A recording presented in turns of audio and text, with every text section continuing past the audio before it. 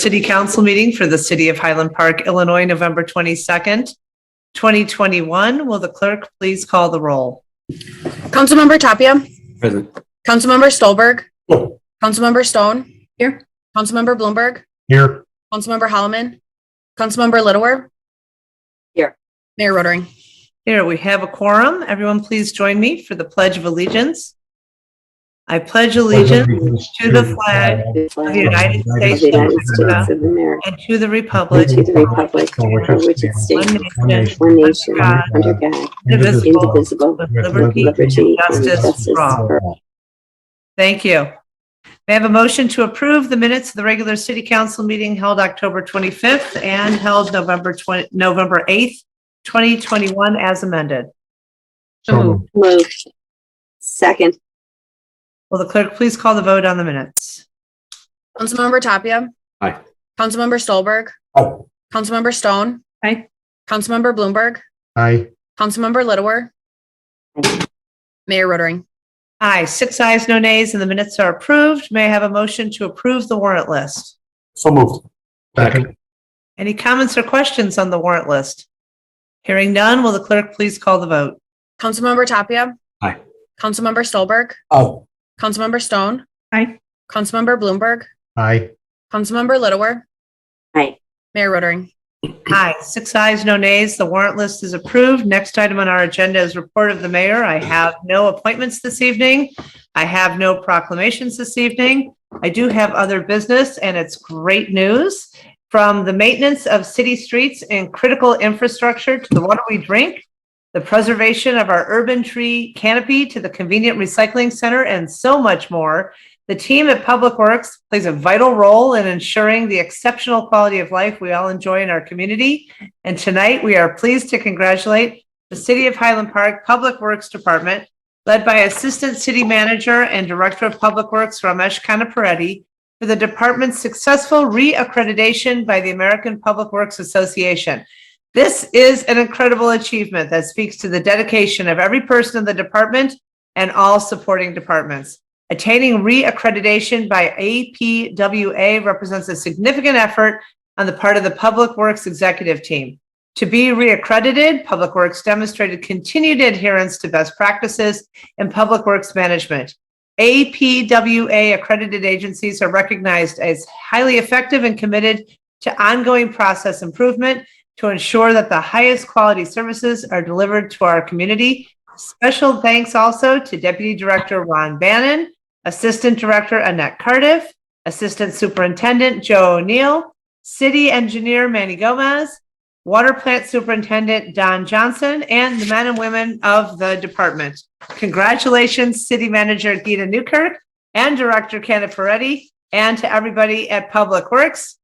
Director Kanapareddy, would you like to share a comment? Congratulations. Mayor and the council, thank you. I think you mentioned it in your proclamation. I think it's all the men and women of the department. I think it's each one of us care and provide the excellent service, and we have the support of the manager and the council. So it's all one big team, and we all work together. So thank you. Well, they're a terrific group, and we appreciate each and every member. Thank you very much. Continuing on with the report of the mayor under other business. This year, the city is coordinating a new event series to celebrate the holiday season and bring new visitors to our downtown business district. Every Saturday from Thanksgiving till Christmas, from 2 till 4 p.m. in Port Clinton Square, enjoy festive entertainment, hot cocoa, delicious treats, and more as you browse the unique shops and restaurants of Highland Park's downtown district. The celebrations begin this coming Saturday, November 27th, with music from the Jazz Cats Holiday Band, a return visit from Santa, roaming carolers, cookies from the new sugar-coated bakery, and more on Small Business Saturday. Shop the Sugar Plum Shopping Spree for special promotions, entertainment, and activities at participating businesses. Ravinia Brewing Company will also join us each week with cider and festive beers for purchase. The Heart of the Holidays events are sponsored by the City of Highland Park and Ravinia Festival with the support of First Bank of Highland Park and Highland Park Bank and Trust. For more details, go to enjoyhighlandpark.com. And that is it for the report of the mayor. The next item is business from the public. This is for citizens and residents wishing to be heard on items not on tonight's agenda. Do we have any members of the public who wish to be heard? Thank you, Mayor. So individuals can email the city at cityhp@cityhpil.com if they'd like their comments read into the record. And we have not received any emails to date. City Hall is open and individuals can participate or observe this virtual meeting from City Hall. There are no members from the public that have joined us at City Hall. And at this time, if there's any members of the public that would like to address the council, please raise your virtual hand and we can unmute you. And Mayor, I don't see any hands raised at this time. Okay, we'll continue on with our scheduled business. Items 1 through 25 have been grouped together tonight for omnibus consideration. I would like to pull item 18. Is there a motion to approve items 1 through 17 and 19 through 25? So moved. Second. Any comments or questions on those items as stated? Hearing none, will the clerk please call the vote? Councilmember Tapia. Aye. Councilmember Stolberg. Aye. Councilmember Stone. Aye. Councilmember Bloomberg.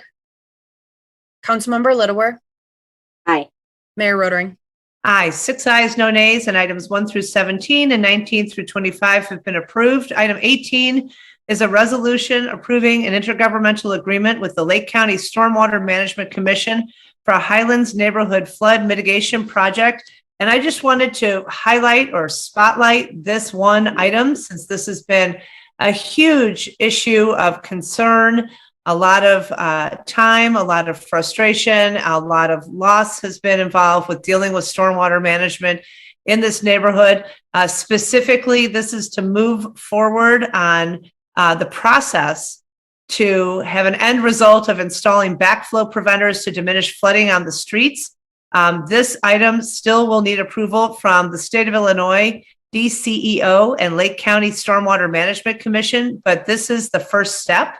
The project in total is estimated at $1,084,150. The city's portion will be $151,954. I just wanted to pull that so that people knew that this project was moving forward. And I see Annette Littlewer has a question.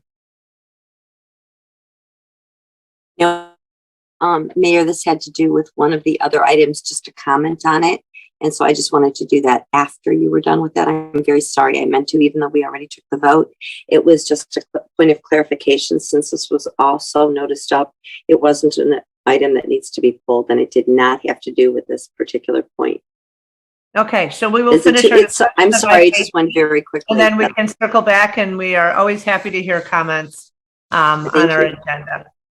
So again, I just wanted to sort of shine a spotlight on this project. And at this point, if there's no further discussion, I'd love a motion in a second. Mayor, if I could, can I just, oh, thank you. Thank you so much. Just to add to your comments, I do just want to take an opportunity to commend and recognize Ramesh Canaparetti, Assistant Manager, Director of Public Works. He and City Engineer Gomez, as well as the staff in Public Works, have really made momentous efforts to provide so many different opportunities to provide flood relief and stormwater management to our community. So a number of different enhancements have been made from the city, and we have a wealth of resources on the city's website as well. So if individuals have any questions about what the city is undertaking, what they can undertake for their private properties as well, all those resources are on the city's website. And I do just want to take a moment also to recognize the leadership of Mayor Rotering and the City Council, who have set sound policy and an emphasis on the importance of not only stormwater management relief for our community, but a regional approach to stormwater management. And as for public information purposes, the city does coordinate an annual meeting where we invite state legislators, as well as our regional partners at the county and local municipalities as well, just to talk about continued efforts and emphasis on this very important issue. So just wanted to add that. Mayor, I would motion to approve item 18. I do have a comment, but I'll wait till after we have a second. Okay. Second. Terrific. We have a motion and a second. Will the clerk please call the vote? Councilmember Tapia. Aye. Councilmember Stolberg, Aye. Councilmember Stone, Aye. Councilmember Bloomberg, Aye. Councilmember Littlewer. Aye. Mayor Rotering. Aye, 6 ayes, no nays. Item 18 is approved. Councilmember Littlewer, you had a comment you wanted to share on a previous action? I'm so sorry. I tried to say something, but we moved very quickly and efficiently. This has to do with item number 4, which is 1974 Green Bay Road. And I just wanted to, because there was an article on the patch and because I received a couple of inquiries about it, I think that the sale was negotiated well, mediated well. I'm glad that the sale of this property is going through. But I did want to just point out that the proceeds from this property are going back to the community because of the fact that this will go toward affordable housing. And since the inquiry was, are we just getting rid of this? I wanted to point out that in fact that money is being returned to the trust for the proceeds from this property. So I think it's a very good item, but I just wanted to make sure the public understood where those proceeds were going to. Thank you. And I believe there is a project that is being considered for that area that will include additional units of affordable housing. So one will I believe it was 7 units were intended for this project, which of course will go through the public process and be adjudicated as such. But for the moment, that's my understanding what the plans are for this site. So thank you. Terrific. Thank you very much. If Thank I you. could just for clarification, we will come back to the city council with a budget amendment, which will show the exact dollars that will be transferred to the housing trust fund from this revenue. And based on direction from the council, we will deduct the expenses as it pertains to the sales transaction. So we'll offset our expenses and the balance of all those funds will go to the housing trust fund. Terrific. Thank you. Continuing on under other business, item 26 is a public hearing regarding the proposed renewal of the cable television franchise agreement by and between the City of Highland Park and Comcast of California/Illinois LLC. And so at this time, I would like to call to order a public hearing regarding the proposed renewal of the cable television franchise agreement between the City of Highland Park and Comcast in accordance with the Illinois Cable Act of 2007. Notice of this public hearing was published in the Lake County News Sun on November 4th, 2021. Will the clerk please call the roll? Councilmember Tapia. Present. Councilmember Stolberg. Here. Councilmember Stone. Here. Councilmember Bloomberg. Here. Councilmember Littlewer. Mayor Rotering.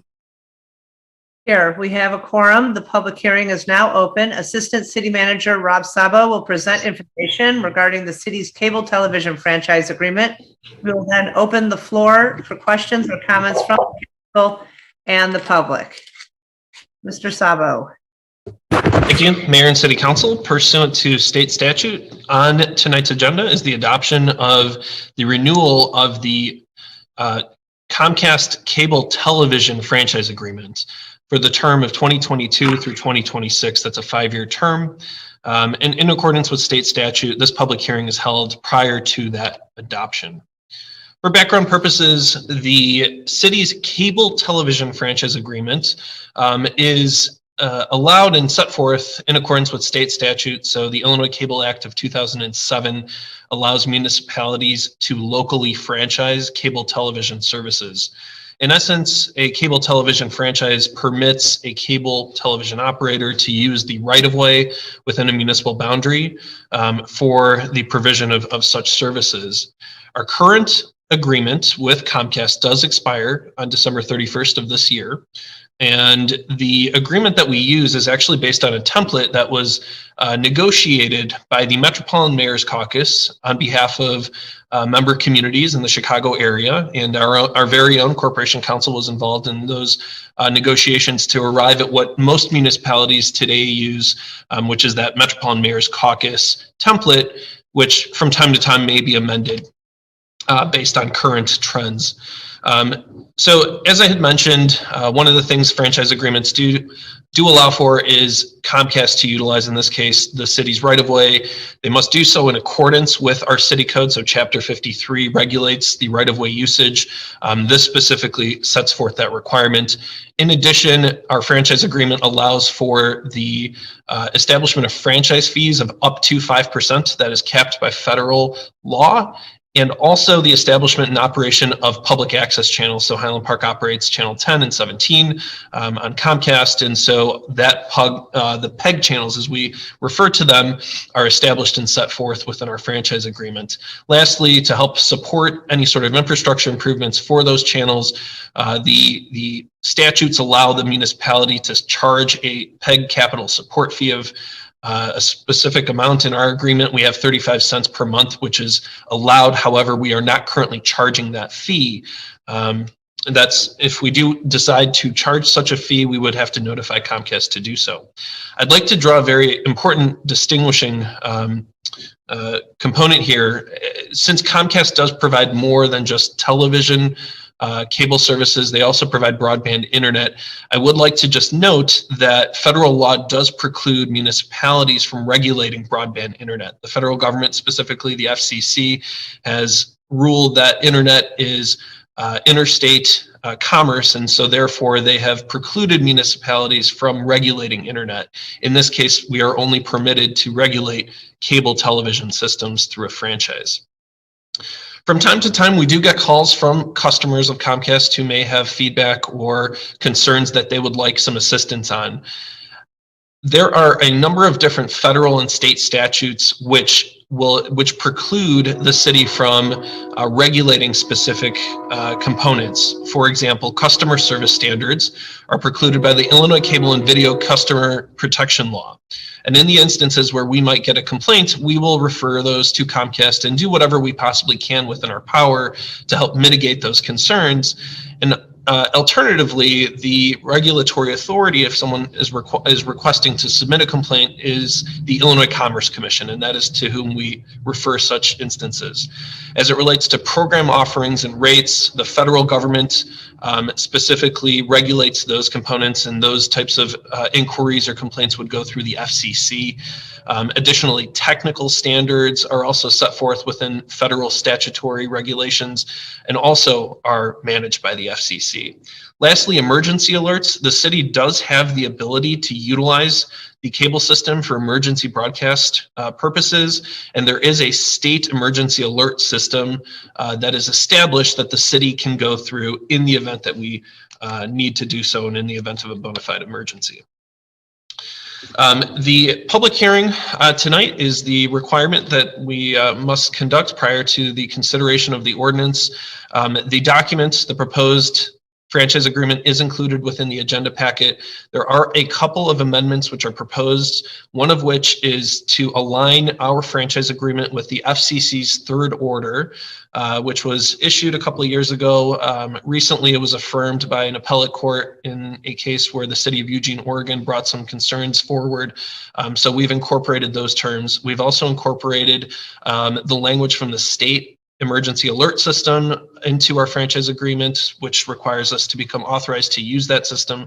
And lastly, an amendment to require that we provide an annual list of city addresses so that we can ensure the proper franchise amounts are being assessed. And so at this time, I'm happy to answer any questions the city council may have.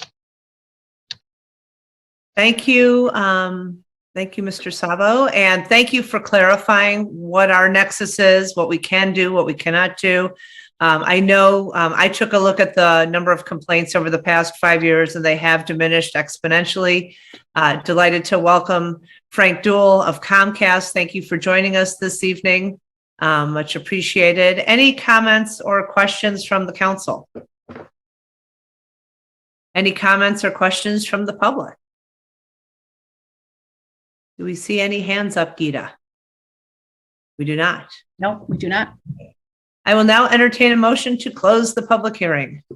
So moved. Second. Will the clerk please call the vote? Councilmember Tapia. Aye. Councilmember Stolberg. Aye. Councilmember Stone. Aye. Councilmember Bloomberg. Aye. Councilmember Littlewer. Aye. Mayor Rotering.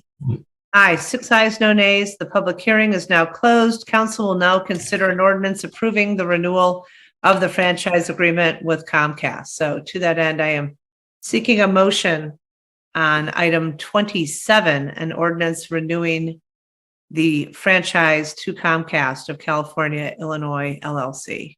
Move to approve. Second. Any other comments or questions concerning this item? Hearing none, will the clerk please call the vote? Councilmember Tapia. Aye. Councilmember Stolberg. Aye. Councilmember Stone. Aye. Councilmember Bloomberg. Aye. Councilmember Littleworth. Aye. Mayor Rotering. Aye, 6 ayes, no nays. Item 27 is approved.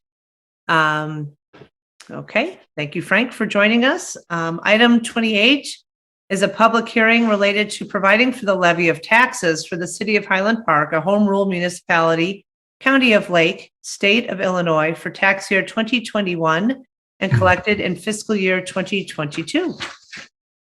Pursuant to Chapter 65 of the Illinois Compiled Statutes and Chapter 31 of the Highland Park Code, I hereby call to order the public hearing on the proposed tax year 2021 property tax levy. Pursuant to statute and ordinance, notice of this public hearing was published October 29th, 2021 in the Highland Park News. Will the clerk please call the roll? Councilmember Tapia. Present. Councilmember Stolberg. Here. Councilmember Stone. Here. Councilmember Bloomberg. Here. Councilmember Littleworth. Here. Mayor Rotering. Here, we have a quorum. I declare the public hearing on the proposed tax year 20 over to Finance Director Julie Logan for opening comments on the proposed levy.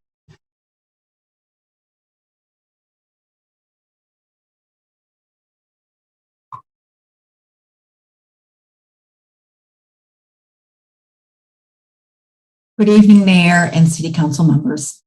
Thank you for the opportunity to present the city's tax levy public hearing for tax year 2021 to be collected in fiscal year 2022. The city and library portions of a residence tax bill are currently 8 cents and 3 cents per dollar, respectively. The largest portion of the city's 8% pays for public safety.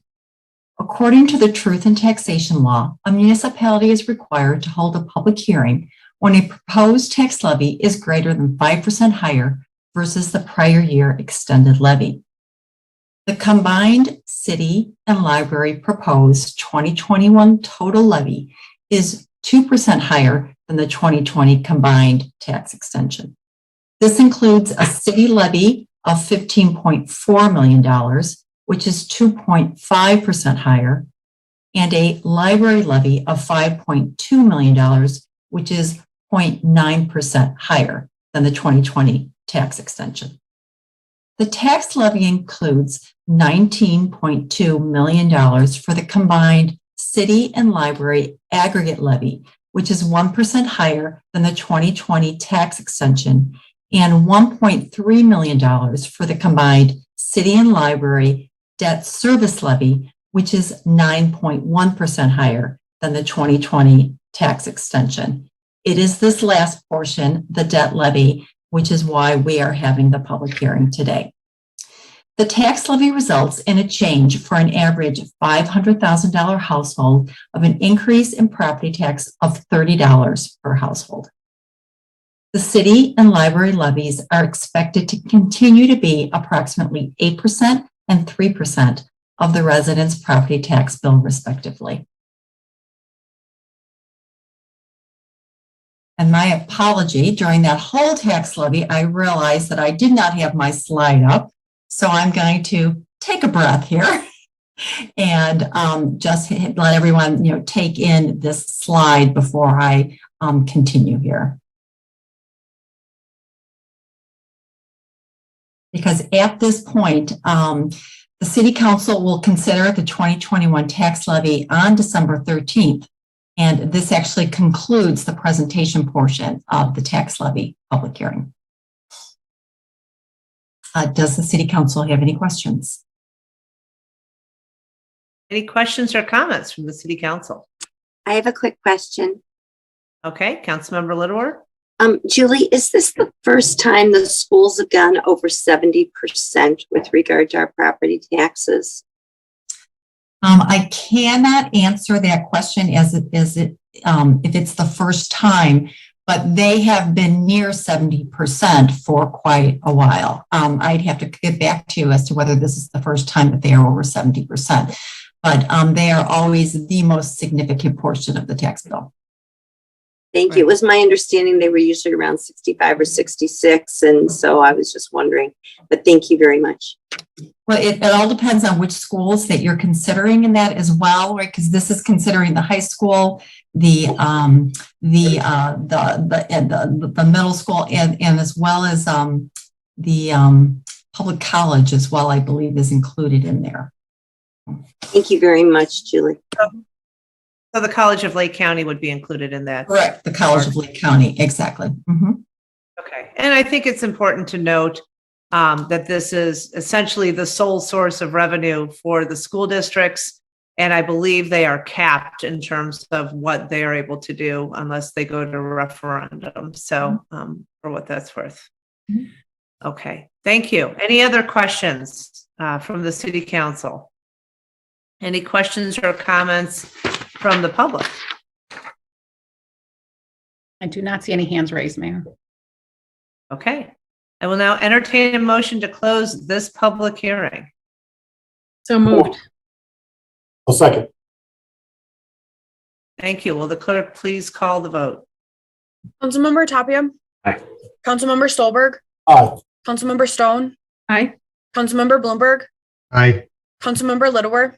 Aye. Mayor Rotering. Aye, 6 ayes, no nays, and the public hearing is now closed. Individuals who are unable to attend this evening's public hearing may submit written comments to the attention of the City Finance Director.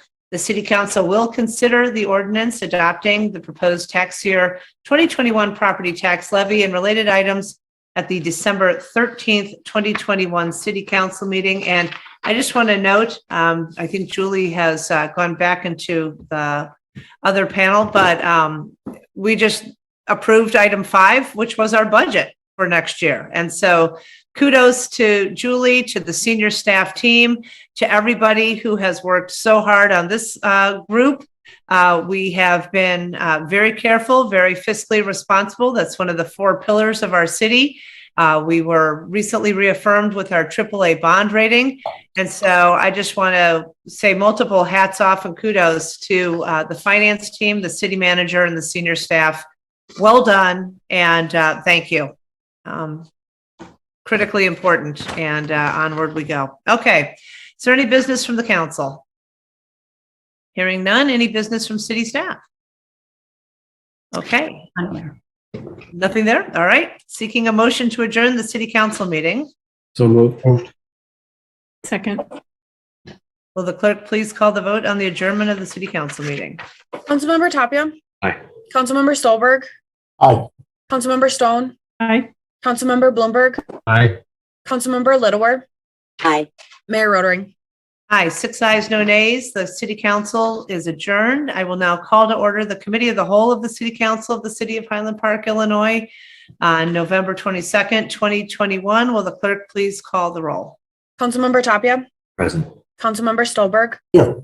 Councilmember Stone. Here. Councilmember Bloomberg. Here. Councilmember Holloman. Councilmember Littlewer. Aye. I hear. Mayor Rotering. Here, we have a quorum. And may I have a motion to approve the minutes of the regular meeting of the committee of the whole held October 25th, 2021 and November 8th, 2021. So moved. Second. Will the clerk please call the vote on the minutes? Councilmember Tapia. Aye. Councilmember Stolberg. Aye. Councilmember Stone. Aye. Councilmember Bloomberg. Aye. Councilmember Littlewer. Aye. Mayor Rotering.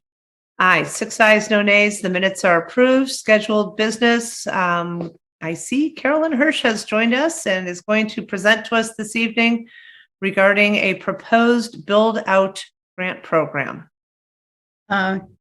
Mayor Carolyn's going to share her screen in a moment and continue with the presentation. I just want to make a couple of introductory remarks.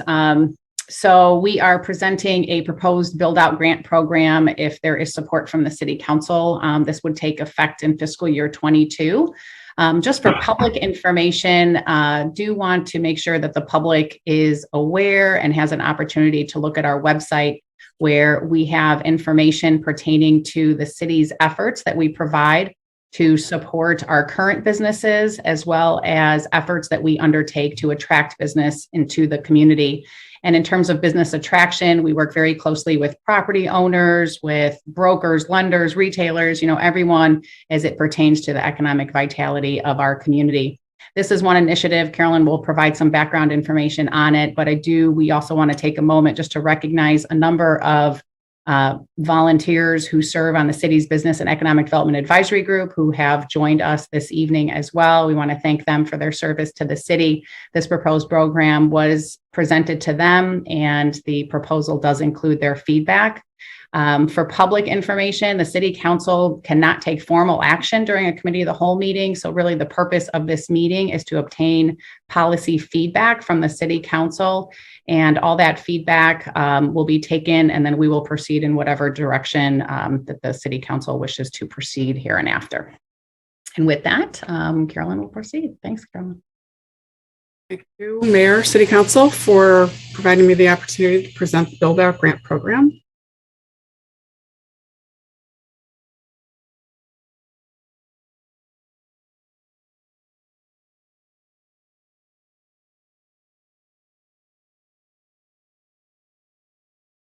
In 2019, Business Summit attendees and the Business and Economic Development Advisory Group, also known as BDAG, recommended a business build-out grant program to incentivize desired retailers, sit-down restaurants, and other food and drink businesses to locate in Highland Park.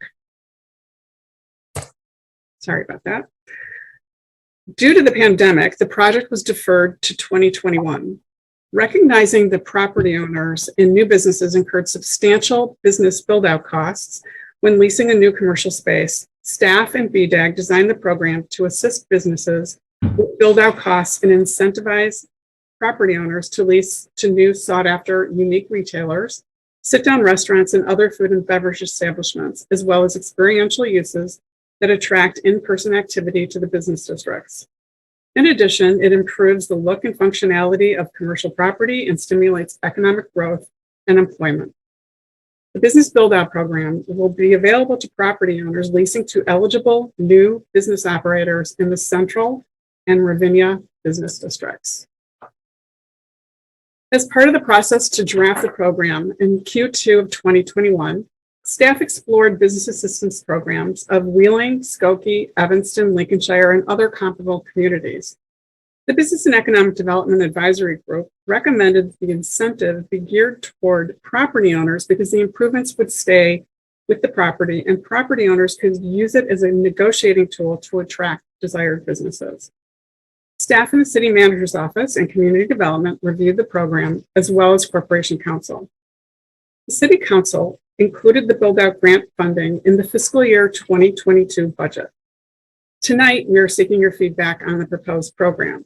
Should the City Council wish to move the program forward, we'll present a resolution to the City Council for formal approval in December. If approved in 2022, we'll promote the program via all modes of city communication and will notify businesses, property owners, and real estate professionals. When reviewing the programs of other communities, we looked at applicant eligibility criteria, eligible and ineligible improvements, maximum grant awards, clawbacks, program management, approval process, program purpose and goals, their applications, submittal requirements, policy and ordinances, funding sources, and metrics for the effectiveness of the grant. Property owners seeking to lease to eligible retail and food and drink businesses may apply for a grant that may reimburse up to 50% of the project cost of the approved improvements to a maximum of $50,000 per project. Property owners seeking to lease to eligible sit-down restaurant owners may apply for a grant to reimburse them up to 50% of the cost of the approved improvements to a maximum of $100,000 per project. The city's contribution is a grant in the form of a rebate. Payment will be made after the project is completed. A copy of an executed lease and paid receipts are submitted to the city manager's office, and the city council approves the disbursement. Now, the city could potentially be giving $100,000 to one property owner and only fund 2, maybe 3 applications. While it is a lot of money, we are trying to help property owners fill vacancies and desirable businesses with desirable businesses that would draw visitors to Highland Park, as well as to start a pattern of attracting other in-demand businesses wanting to locate here. It would be a differentiator to help businesses select Highland Park over neighboring communities. When we did our research, we found that a number of communities do not have formal programs, but consider assistance on a case-by-case basis. Many use TIFs to fund build-outs. Others have loan programs, including forgivable loans, tax abatements, and fee waivers. Wheeling offers $150,000 to restaurants and $50,000 to retailers. We also sought feedback from brokers on what number would make a difference to a business. As business build-out costs are for a restaurant can be upwards of $250,000 or more, they felt an amount lesser than that, lesser than $50,000 to $100,000 would not make a difference. To be eligible, applicants must have an executed lease for or including a first-floor commercial space on a public street for a term of at least 5 years in the Central or Ravinia Business District. The tenant must be a new business and sell merchandise to the public or food, and the sale of which is subject to sales tax from which the revenue derived constitutes the majority of the business's income. As a general rule, eligible improvements are those that are attached to the property and stay with the subsequent tenants. Some interim improvements include kitchen infrastructure, walk-in coolers, electrical, permanent HVAC equipment and expansion, bathroom installations, and other permanent fixtures. Ineligible improvements include any equipment and other facets of the business that are not permanently affixed to the property. Applicants must submit a copy of an executed lease for a minimum term of 5 years, a minimum of 2 bids for the work, as well as sales and municipal tax projections with their completed application. Applications must be submitted before initiating improvements. A property owner may apply without an executed lease to attract a tenant, but they would have to submit an executed lease and receipts to be reimbursed. Suppose a property owner chooses to accept the grant award. They must agree that they or their tenant will not remove the improvements for any reason without limitation for a period of 5 years after receiving the funds. If any upgrades are removed for any reason in this 5-year period, they must pay back the entire grant in full within 30 days of removal.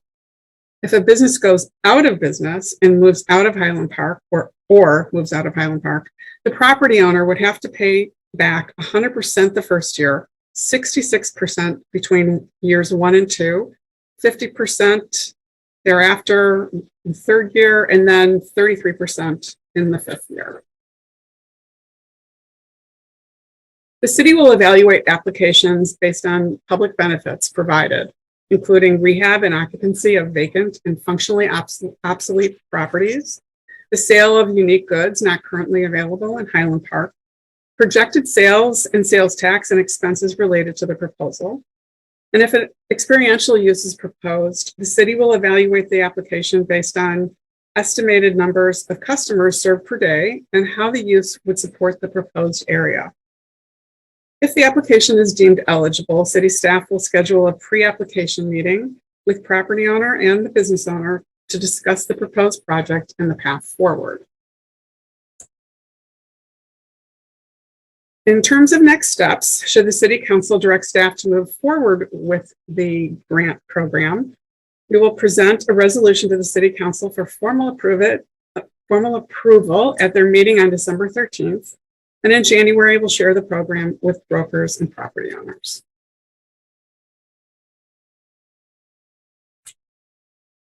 Okay.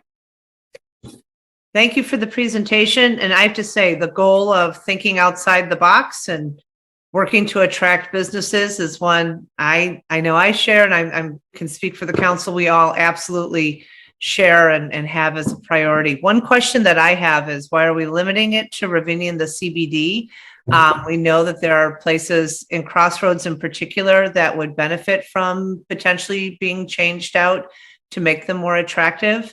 And I know Adam has a different question, but I guess my first question is, why are we limiting which business area? That was one of my two. Thanks, Mayor. Sure.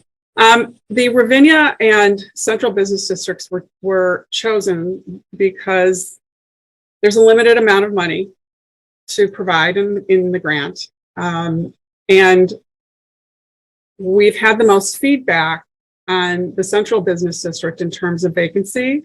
And the Ravinia District has some long-term vacancies and properties. They're very poor condition. And we're hoping to lease those. We could add Crossroads into the program, should the council prefer to do that. Okay, thank you. Adam and then Kim. Sure. Thanks, Mayor. Caroline, you know, I'm the liaison to the BDAG. I appreciate all the work and the thinking out of the box. And, you know, Highland Park is not unique to vacancies. The world has changed. Retail has changed. COVID has certainly changed what we thought had already changed. But I do have a lot of concerns. I echo the mayor's concern on limiting it to the Central Business District in Ravinia. First of all, I believe there's TIFs and SSAs in there already. So I think that to limit it to those two districts, given the fact that we're spending public money from the entire community and then limiting it to only those two districts is just is wrong. I also, you had mentioned a couple things about other cities and what they're doing. But I have to say, I have a fundamental problem with using public Highland Park resident tax dollars to fund a permanent improvement for a building owner. That building owner, in my opinion, has a responsibility to maintain their building. They are responsible to do what they need to do for that building, for the TI allowance, for attracting whatever business, for maintaining the building, for reducing rents, giving free rent or concessions. And we're making these improvements that run with the land. And you had mentioned specifically rehabbing vacant or obsolete properties. Why are we doing that as a community? We're not going to benefit when that vacant or obsolete property is improved with tax dollars and then sold by a private business owner. I think that is not the way I would feel as a good steward of public money. I am all for trying to help businesses. If you want to talk about incentives to the business owner in the terms of fee waivers or sales tax rebates that directly go to the business and easing their ability to run the business for limiting or reducing their overhead, I would be fully supportive of something like that. But we have had conversations time and time again as a council and committee of the whole with countless owners and stakeholders who just feel that these building owners aren't doing their part. And the idea of putting this money into their buildings to increase their return on investment just doesn't sit well with me. And especially given the fact that, you know, I haven't dove into a rent comp study as to what a building asks in downtown Highland Park versus downtown Winnetka or Wilmette. But I can tell you that some of our buildings that are vacant in downtown Highland Park don't look as nice as some of the buildings that are occupied in neighboring communities. And I think the burden on that, while I, as one of seven, am willing to help, and we do have things in place for facade grants, for awnings and other things. I know Viaggio's took advantage of that, for example. I know we've worked with BW Rocks in Ravinia, but to just give a grant to a building owner without having them have any investment, I don't think it's a fair way to spend public dollars on a private building. So, thank you.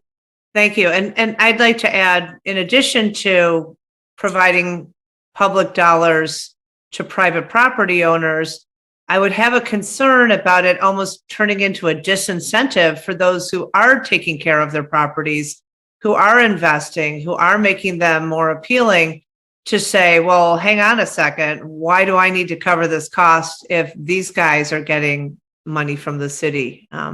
So I share your concern, Adam. Kim, you had your hand up, and then Annette had her hand up. Thank you.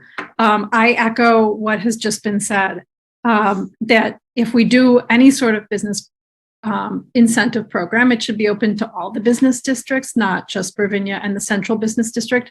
The sales tax generating component of it will limit it so that it's not useful in certain areas where there are businesses that aren't sales tax generating. I also agree with Adam and with what the mayor just said, that using public money to improve private property is problematic, and the potential for sort of backwards incentives where the property owner maybe doesn't invest in the property because they know they can rely on the city to do so is something that I am concerned about.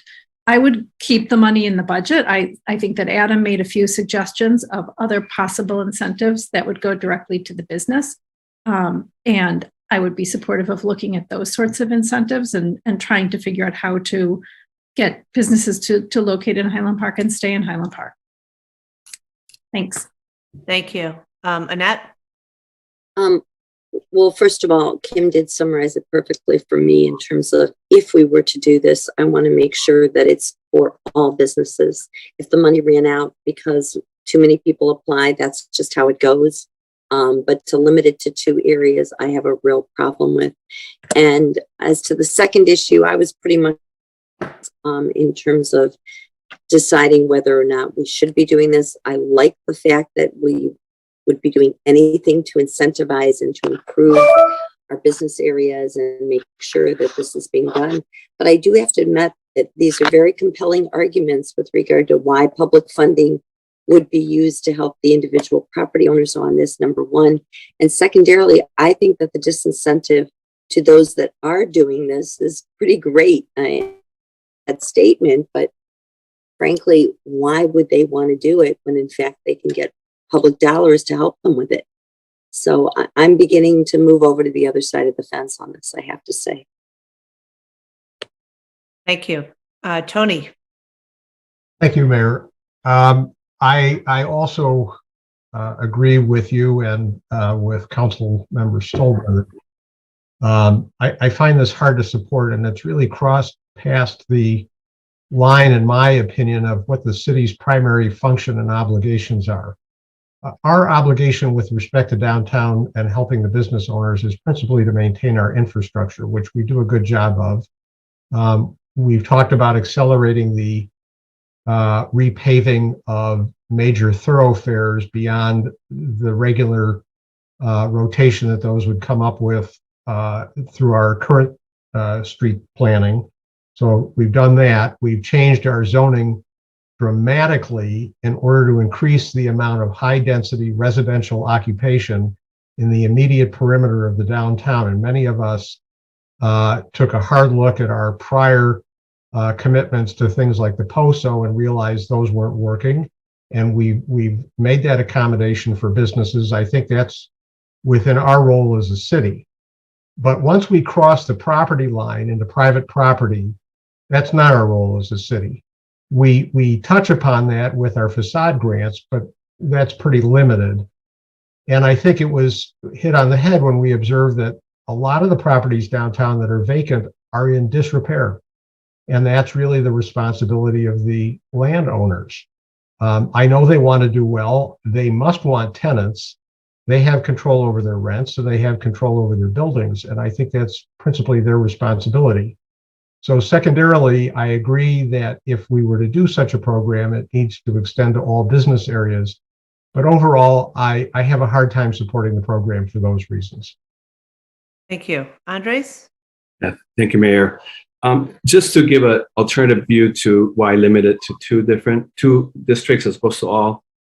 Philosophically and strategically, I think, offering it to all, if we were to do something like this, is the right thing to do.